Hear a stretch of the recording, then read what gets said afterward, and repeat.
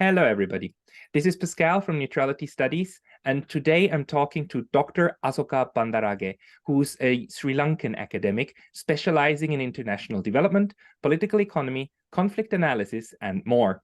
She taught at Yale, Mount Holyoke, Georgetown, and other universities in the US and abroad. Her latest book is called Crisis in Sri Lanka and the World, in which he analyzes colonial and neoliberal origins of Sri Lanka's vows, arguing that the same mechanisms keep much of the developing world in a state of poverty and constant internal struggle. Dr. Bandarage also wrote an excellent short article for neutralitystudies.com in which she summarizes the issues of her book. The link will be below in the description. Dr. Bandarage, thank you so much for coming online.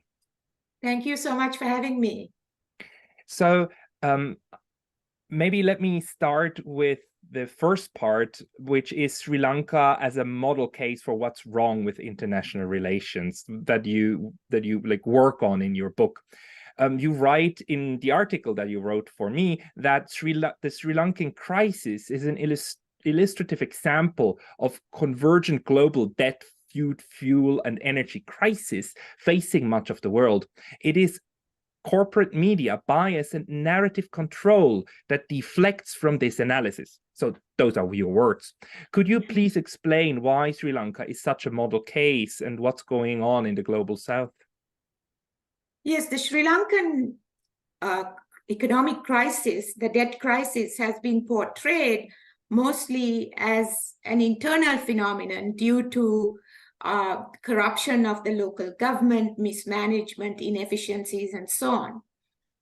Of course, those are important factors, and the recent COVID crisis, Ukraine war, etc., also played into creating this crisis, the emergence of it in early part of 2022.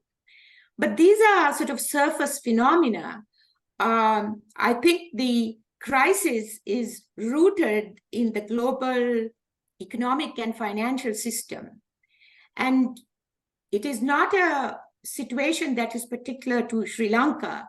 Even UNCTAD, the United Nations Conference on Trade and Development in 2022 pointed out that about 60% of low-income countries and about 30% of middle-income countries are either in debt crisis or near debt crisis. So this is a global phenomenon. And what does that mean? It means that those countries, the governments are not able to provide for basic needs of people. And there is a lot of suffering due to lack of food, fuel, energy, so on and so forth. And most of that debt is actually foreign denominated, isn't it? Yes. Only about 10% of it is owed to China. 48% of it is owed to international sovereign bonds, which are Western creditors. And actually, over 80% of the debt is owed to Western institutions, the EU, the United States, and so on. So that has not really been discussed much in the global arena. Yeah. And, one thing that is quite important to me is always also to point out that there are countries with huge debts. I usually live in Japan, right? And Japan has nearly 300% debt to GDP ratio, but it's not a problem because that debt is owed in its own currency. Whereas if you owe it to other institutions, to the US and Europe, you owe that money in US dollars and in euro, and you cannot print those, you cannot make those. So that's a huge part of the debt trap. And I think it also plays into this issue of neocolonialism. Now, for me and for many of friends in the West and in Japan, colonialism is something that's like 1,000,000 years ago, right? It's like ancient feudalism.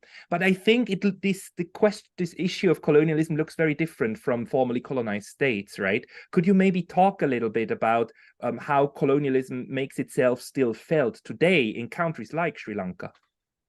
Yes, very much so. Although many of these countries, ex-colonial countries, got political independence after the Second World War, the global economic structures continued, and the economic dependence of these countries continued. sometimes taking different forms and shapes, but nevertheless, unequal exchange, the devaluation of the labor and resources from the third world countries, terms of trade that were not beneficial to the ex-colonial countries, rising foreign exchange crises. These became endemic, and so the colonially inherited export-import economies continued, and also the dependence on imported food, fuel, and other essential needs, which made the countries very much dependent on the global economy and also the control of Western countries. For example, I give a lot of statistics in my book that the net transfer of resources was really from the global south to the global north. For example, between 1980 and 2017, there was a $4.2 trillion that were transferred from the global south to the global north just as interest payments on debt. So that, is a form of neocolonialism. One of my favorite sentences that you wrote in that article is, the dynamic is better understood as poorer countries being overexploited rather than underdeveloped. Mm-hmm. I think that's exactly what you're talking about. What are the mechanisms that the West uses today to overexploit the global South? Well, debt is certainly one mechanism, because there is a debt cycle from the time of independence. Essentially, many of these countries were caught in a debt cycle, with internal developments as well, like population pressure, so on and so forth. There were increasing demands, but being tied to the import-export model and with terms of trade going against them, these countries didn't have sufficient foreign exchange to meet their basic needs. So they kept going to the IMF, the World Bank, and so on to get loans. So loans were obtained to pay off interest on previous loans. So they were caught in a debt trap. And in Sri Lanka's case in 2022, it faced the biggest foreign exchange crisis and economic crisis that it has faced in its history. Yeah, but it seems so ridiculous to me, because what happened to Sri Lanka and what happens to other countries in the global South is something that in Europe, I think only Greece experienced. That you basically give a country that's drowning in debt, you give it more of the same. It's like giving more alcohol to an alcoholic to feel better until the next morning. I mean, but why is it that Sri Lanka, which is not part of the European Union, I mean, Greece was like institutionally then like hammered down. What is the mechanism that in the case of Sri Lanka makes sure that it cannot escape that trap? Yes, I mean, most countries are caught in this trap. In the 1960s and 70s, in the early decades of independence, many countries tried to move on their independent paths of development, which was more committed to self-sufficiency, import substitution industries, so on and so forth. But there was a lot of pressure, particularly from the Western countries, to stop these countries from going off on their own individual paths of development, like, for example, African socialism, Ujamaa in Tanzania, import substitution efforts in Latin America, nationalization attempts in the Middle East and Africa, so on and so forth. So there was a lot of pressure to keep these countries tied to this dominant economic model. And I give the example from Sri Lanka in 1961. Sri Lanka nationalized foreign-owned petroleum companies, oil companies like Essex, Esso, and Caltex, and so on, without paying compensation. This was a sort of a left nationalist regime that was in power at the time. And the US acted very drastically against this move by passing what is known as the Hickenlooper Amendment in the US Senate, which called for stopping foreign aid to any countries that was nationalizing US companies without compensation. And this had immediate effects on Sri Lanka because Sri Lanka lost its creditworthiness. And although it was undergoing foreign exchange crisis and economic problems at home, was not able to borrow with the loss of creditworthiness. And that contributed to sort of local crisis. And eventually it led to a regime change in 1961 at the elections. And brought into power a government that was much more aligned with US and Western interests. You know, I had a discussion today with a colleague from Zimbabwe, and he made the point that yes, back in the when apartheid ended, the political power went to black people, but the economic power never did.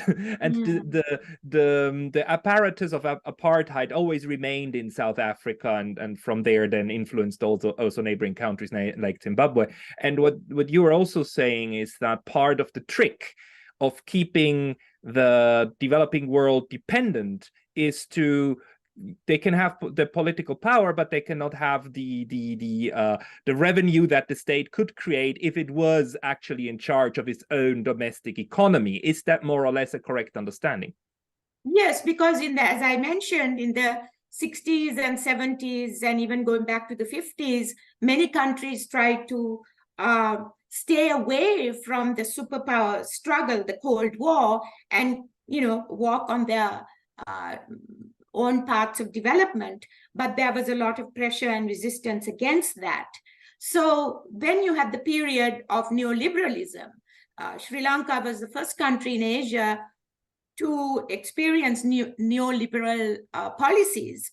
And with that, there was a deepening of Western control and the involvement of Western institutions. In fact, the president of the time in 1977 said, as he opened the economy, let the robber barons come. So there was intensification of production, export production, cutbacks in import substitution projects, which had been started by the previous regime, and export of labor to work in the Middle East, garment sector, so on and so forth. So sort of a full-scale privatization efforts, privatizing state-owned companies, so on and so forth. But Sri Lanka is now experiencing yet another, even more intense form of neocolonialism. The neoliberal policies have continued under all regimes, essentially, since 1977. But with the debt crisis and greater intervention, there is a deepening of neocolonial control over resources and local companies and enterprises. Could you maybe quickly explain for our viewers why is it that neoliberalism is so good for developed countries and so damaging to developing countries? Yes, essentially it allows foreign interests to come in without any controls. Like neoliberalism involves deregulation, privatization, free trade, so on and so forth, which means that the local countries lose control over their own policies. For example, selling off local industries, more imports being brought in, which leads to loss of autonomy, economic autonomy. So ultimately, when you have a major crisis like Sri Lanka has had in 2022, these countries become so servile and dependent and disempowered that people are standing in lines to get basic fuel and food. And right now, there is fear that there's going to be riots over food, and IMF riots are, well known around the world. And that also leads to political destabilization and greater intervention. So it's not just one aspect, it's both political and economic. Yeah, I mean, they go together. Yes. Whenever somebody says keep politics away from economics, I want to just strangle them, because they're two sides of the same coin. It's just a stupid thing to say. They go hand in hand. We wouldn't have money without government to spend, right? So Right. but other economists, they called this model kicking away the ladder, right? Because of the US and Europe, they became so insanely rich by using import substitution, by using state control of large infrastructure projects, by doing direct intervention, and of course by colonialism. Colonialism is a huge national project in order to make companies gain insane revenues, right? Insane revenues. And then we enter post-Second World War. Suddenly the dogma of the West, if you're not a communist country, is you have to liberalize and you have to allow for free trade. And if ever a developing country even thinks so much as doing something like they did before, they're going to be punished with the IMF stick. Now, it is very ironic that the United States right now warns everybody of the Chinese debt trap. Oh, the Chinese are trying to trap other countries in debt, like Sri Lanka. What do you have to say to accusations like this?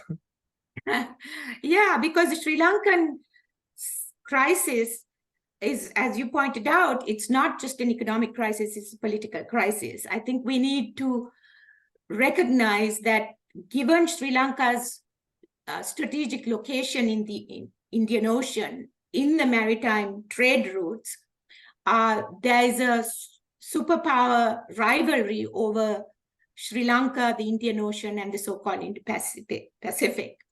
So China was becoming really strong in Sri Lanka, getting access to 99-year lease on the Hambantota port, opening the port city, which sort of was under their own rule. And there was increasing fear on the part of the so-called quadrilateral alliance, the United States, India, Japan, and Australia, of increasing Chinese dominance on this very strategic country. And in fact, the former US Undersecretary of State for South Asia had referred to Sri Lanka as a valuable piece of real estate in the Indian Ocean. So there was, in the media, the debt crisis was portrayed as primarily due to China's debt trap diplomacy, referring to the Hambantota port deal, etc. But as I mentioned before, China was owed only 10% of the foreign debt. And when this crisis was worsening in the early part of 2022, there was a possibility for Sri Lanka to get bilateral loans, including 2.5 billion from China, to settle some of the debt payments. But instead, there was pressure on Sri Lanka to declare a default, which was declared on the 12th of April. And there's a lot of controversy around this, saying that it was a staged default, which meant that China was kept away and IMF came in with all its conditionalities. And along with that, Chinese presence in Sri Lanka was diminished. And Sri Lanka has fallen more into the quadrilateral alliance, particularly US and Indian control. So there was a kind of regime, geopolitical transformation there in terms of power balance.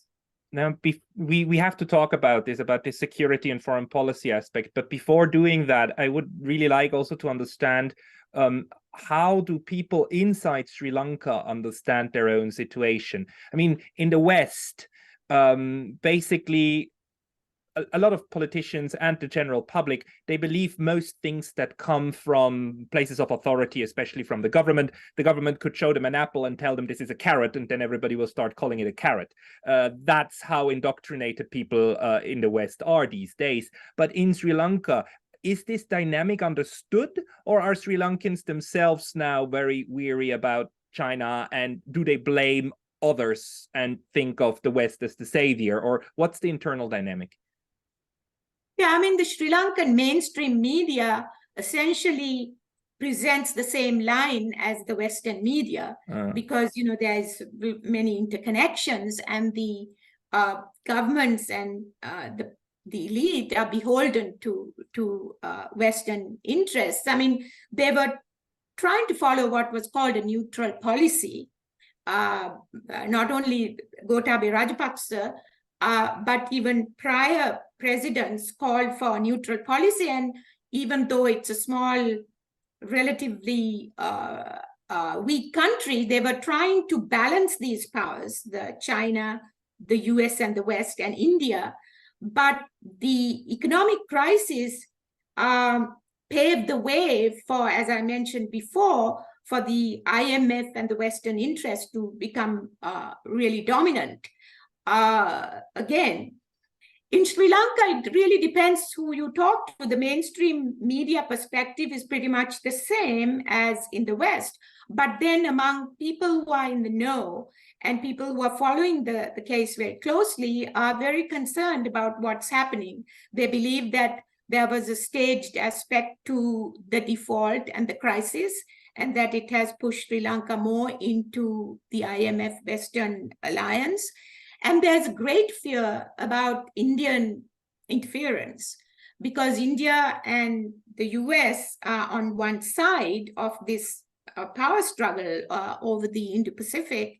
And India, while it has helped with loans and economically during the crisis, has also used that to intervene more in local governance, like, for example, calling for a change in the governance structure from a more of a unitarian to a federal structure. You know, that would have great implications for Sri Lanka's political, economic independence and sovereignty. And in fact, in the part of some people, there's a fear that the fate of Sikkim, which was annexed by India in 1975, could be repeated in Sri Lanka, and that Sri Lanka could be annexed by India. Now, whether that is too far-fetched, I cannot say, but certainly Indian involvement in Sri Lanka has increased with the crisis. It's interesting, that you're saying that, because India at the moment is viewed as one of those neutral countries that doesn't take sides in the Russo-Ukrainian war. And the Indian foreign minister has been very, very adamant about saying that they are not picking sides and they do trade with the Russians. But when it comes to Sri Lanka, which is this junior partner in that relationship with India, there is real fear that India itself might actually try to extend its power. So when you look at the economic problems in 2022, do you think actually they were to a good part induced from the outside? And if yes, then how much came from the US and how much came from India? Yes, I mean, there were certain developments that were not peculiar to Sri Lanka, like, for example, the COVID crisis, the Ukraine war, which impacted economies around the world and led to shortages of essential goods. But in the case of Sri Lanka, in addition to sort of those global phenomena, there was also the geopolitical factors, its strategic location, and the rivalries of these expansionist powers over Sri Lanka, control, like different Hambantota port is in the hands of the Chinese, Trincomalee Harbor in the hands of the Indians, and then the Colombo port, again, Chinese, Indians, and Japan. So there's all this rivalry. So there was, and there is evidence to show that there was sort of external factors, political factors, not just economic factors, in the intensification of the crisis and the declaration of bankruptcy or default. And even that itself is questioned whether it was done legally, whether some other interventions could have taken place there, including bilateral loans from China, which could have avoided the default and then going for the 17th time to the IMF for a standby loan. For a shot. It's, yes. Can you help me with the mechanics of this? When a company declares default and bankruptcy, then usually it's being sold off and all the remaining debt has to be written off because the company ceases to exist, right? That's one of these ways how companies can get rid of all debt. What happens when a country declares default? Why is it that even though you declare default, that the debt doesn't go away? That's a very good question. In fact, a whole network of economists and other academics and scholars have issued a statement calling for debt cancellation of Sri Lanka, just as Debt Justice and other organizations have called for cancellation of debt in other parts of the world. So even though it's defaulted, the debt has not been cancelled. And in fact, there are lawsuits against Sri Lanka to pay back the debt on time by certain creditors, like US-based creditors. So there's been an attempt to negotiate, what they call haircuts in sort of lowering some of the debt, but there's enormous conditionalities involved, particularly IMF conditionalities, including privatization of state-owned enterprises. For example, the Ceylon Petroleum Corporation, which was created in 1961 when the left nationalist government nationalized oil companies which were owned by the US, UK, and so on, is now again being privatized under IMF diktat, along with other energy and telecommunications industries. So again, selling off state property, which is going to be hugely beneficial for a fraction of the price of what it's worth. But one thing I have a problem with as an international relations scholar is to understand what are the mechanisms that these foreign countries use to put pressure on you. I mean, if Sri Lanka tomorrow said, flip the table, I'm not going to pay back my debt, live with it. I'm a sovereign country. If you come here, I'll shoot back, right? That would be something you could do, but that would have huge ramifications. So what is the mechanism that the West uses in order to increase the pain on Sri Lanka if it ever said, we're not going to pay back our debt, forget about it? Yeah, because there is lack of unity within the country, and the collaboration of local elites and local governments is essential.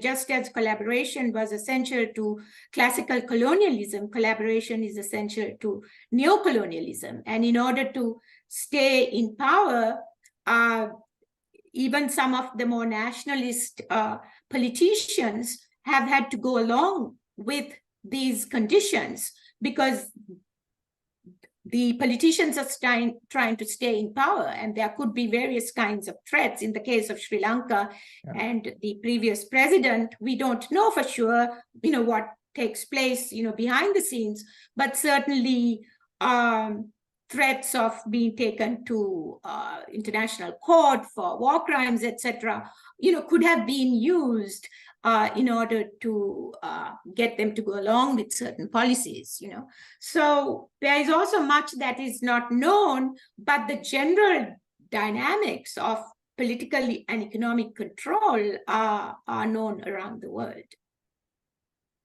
And it would probably become impossible for Sri Lanka to get more loans in US dollars, right? If it completely defaulted, it would be cut off. And in this sense, what I think is one of the main problems in world economy at the moment is that we only have one system that accommodates all the banking and all the exchange. It's all channeled basically through with US dollars through the US system and through the international institutions that are US controlled. And what we are seeing now is like the emergence of BRICS, right? And the idea of the Russians and the Chinese to create alternative systems, alternative payment systems, which then allow for goods to travel from Russia to Sri Lanka and vice versa without traversing US controlled like infrastructure. Do you put any hope into such an alternative infrastructure? Yeah, I think that there is a lot of hope around the world, and the promise of moving away from a unipolar system to a multilateral system, particularly with de-dollarization. So I think that's a welcome change because, you know, we need more diversity and shift away from dollar dominance. But with BRICS, I think a small country like Sri Lanka has other concerns, as we talked about before, in terms of political, economic, and even cultural aggression. So I think it is important to look at the BRICS emergence more closely. Are they following really a different model of development, or are they still pursuing profit domination and power, particularly vis-a-vis the smaller countries? So I think these are things to look at. Like, for example, if you look at some of the Indian investments in Sri Lanka, like the Adani company, which has been given the rights to develop wind power projects in a very sensitive economic, sensitive environmental area in Mannar. You know, those projects were given without prior environmental assessments. So, you know, this is part of the BRICS projects. And so we need to question sort of environmental, social implications. Are there, you know, yes, the de-dollarization is important, but that's not the only thing. Yeah, and it's quite interesting that you're saying that BRICS looks different whether you look at it from India and from China, or whether you look at it from, like, say, Sri Lanka or Bangladesh, or from the Philippines, for that matter, right? I mean, you also have to deal with these bigger powers that are also threatening in several aspects. Now, you also argued that despite this past, when like the non-aligned movement didn't really work for Sri Lanka, and also the socialist movement kind of failed, that despite all of that, neutrality is still one of the best ways to go forwards for Sri Lanka. Can you tell us what kind of neutrality you think would help the country the most? Yeah, that's not an easy question to answer. In the 60s and 70s, Sri Lanka was a leader in the non-aligned movement, and was really trying to, just like other non-aligned countries, stay away from the Cold War and, you know, move on its own trajectory. And today, I think that is even more important than ever, particularly with the militarization of the Indian Ocean. Sri Lanka was talking about the Indian Ocean as a zone of peace back in the 1970s. I think that many of the presidents and previous in Sri Lanka in recent years of all parties have called for a neutral policy where they could have China, India, US, and other Western countries, and also Japan, all participate in Sri Lanka in economic projects and so on. But that's, I think, still the goal, because Sri Lanka is not an island unto itself. While it's important to have economic self-sufficiency, particularly with regard to things like rice and essential goods and services, it still has to participate in the global economy and not to be aligned with one power. And Sri Lanka has tried to do that, but with, as I mentioned before, with the recent crisis and the Western intervention, it has gone in one direction over the other.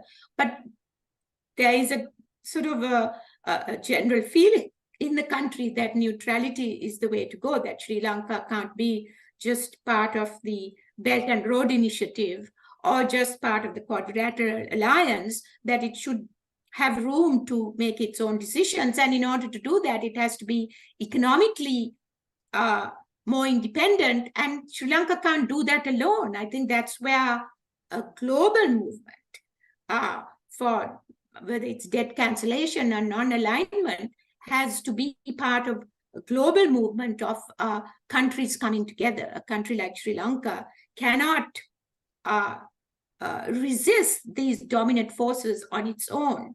And so while BRICS is important on some levels, it's also important for the smaller countries to come together. Like, for example, the debt-trapped countries. There are, according to Debt Justice, there are 54 countries that are experiencing debt crises, and even more, even according to IMF. So there's got to be sort of global efforts to